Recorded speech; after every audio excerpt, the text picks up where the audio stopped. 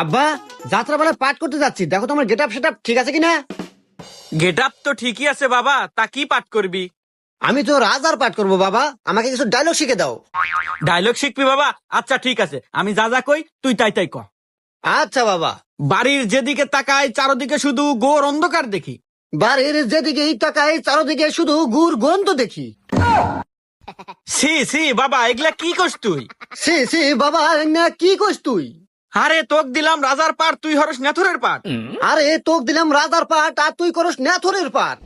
আরে তোক কবের কলাম কি আর তুই কস কি? আরে তো কুবের কুলাম কি আর তুই কোষ কি? আরে তুই বিষয়টা বুঝতেছু না।